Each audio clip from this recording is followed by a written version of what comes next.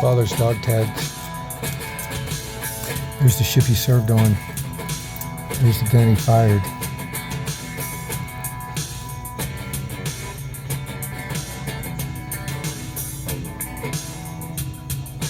Here's the medals he got.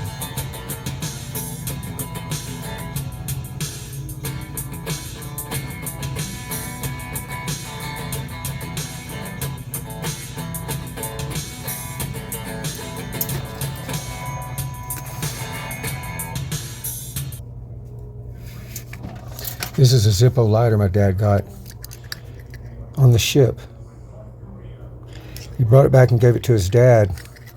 His dad carried it and used it to light his cigarettes till the day he died when he was 80. It's a really old Zippo. It's now mine. You can't even see anything that was wrote on there. It's totally worn off.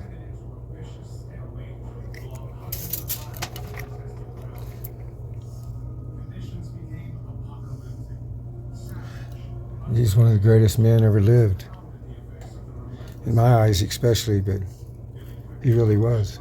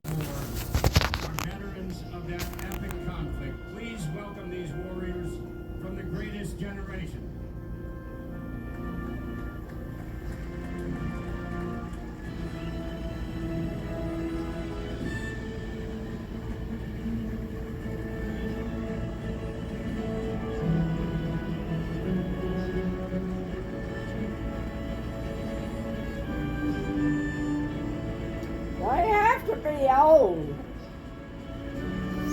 Yeah, there's probably not too many of them left, huh?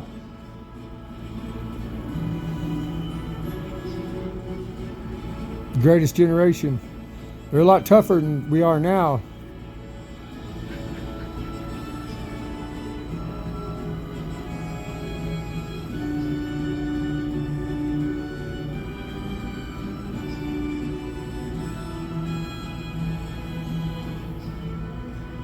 Thank you for your service.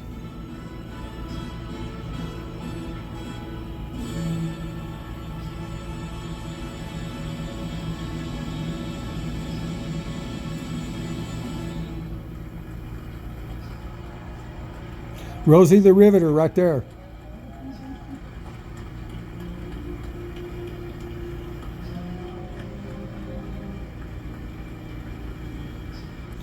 Edward L. Kessler.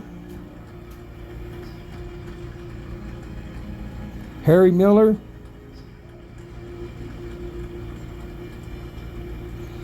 R. Stiller Brown. Not that many, is there? No.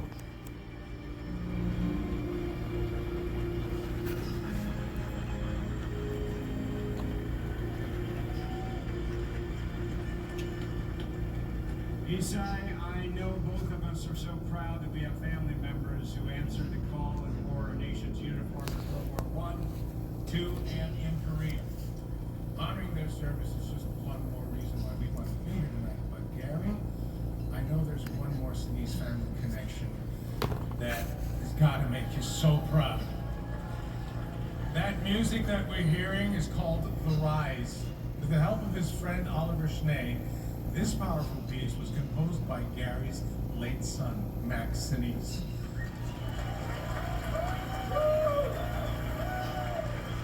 The guy that usually co-hosts evidently is sick because he said he couldn't He be. couldn't do it this year, huh? Jack and the National Symphony But he had Orchestra. always been the co-host with him.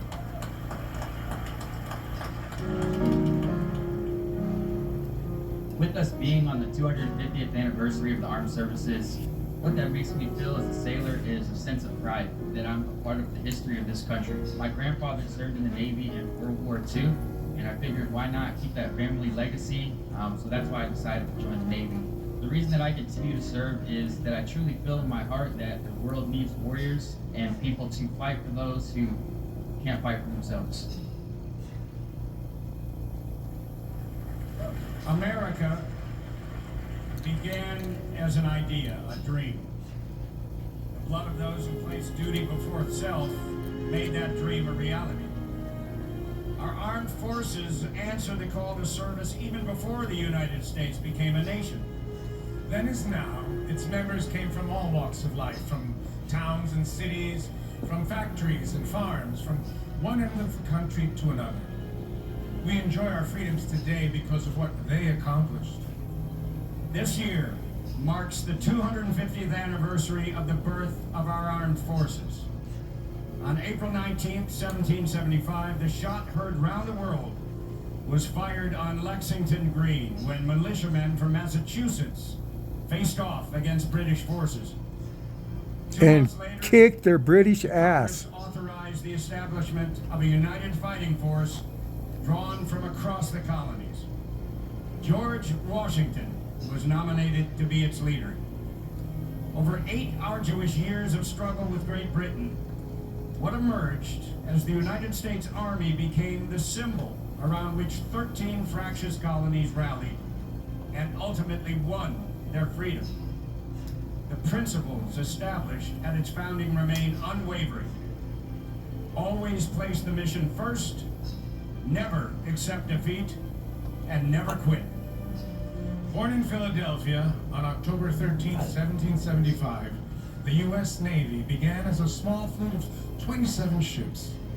Pitted against the 18th century's greatest nautical power, the Navy defended our freedom of the seas, not only in the American Revolution, but in battle after battle across the globe.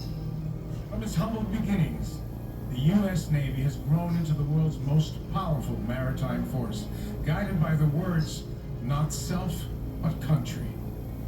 The United States Marines started as a single Just like in battalion Brown of 300 men in Before November friendship, so when someone is 1775. lost, you feel the pain. Their first Our closest taste of friend, combat Captain George came with Minor, an crashed into amphibious trees. landing at Nassau, Jerry New Tyrus York, Lee got in hit the by an pivotal year of RPG. 1776. He didn't have a lot of time to mourn. Fighting spirit forged There's always in the another fire mission. of the American Revolution Everybody lives knew what on the in game our was. Marines Everybody today. knew that any day These words might remain not come true. back. Once a Marine, really weighed on you a lot always the last a 30 Marine. days. And there's a Though real their missions possibility you differ, might the be going United home. States Army, Couldn't be Navy, sure and until Marines you share got what we core call the values: freedom bird. duty, Those wheels honor, broke ground, baby. courage, That's commitment. when cheers would go up. Our armed forces gave birth On the bird, they to our briefed us nation. about what we might expect. Today, We got they back to the sustain States. that There were nation's people freedoms back home on didn't land, appreciate a lot what we sea, did, what we went through. air, and in space. Those This experiences Memorial in Day, we Vietnam, salute their selfless they just put devotion them in to the an trunk. America made Locked possible that trunk. by their sacrifice. My trunk didn't really Our come up Army, until I Navy, visited and the Marines Vietnam have Memorial always been Wall in proud to serve. 91. And we, as a grateful nation, That brought back a owe flood them our of thanks. You More than think that, of we owe them our 58,000 culture. of your brothers gone. There should be a lot more than that.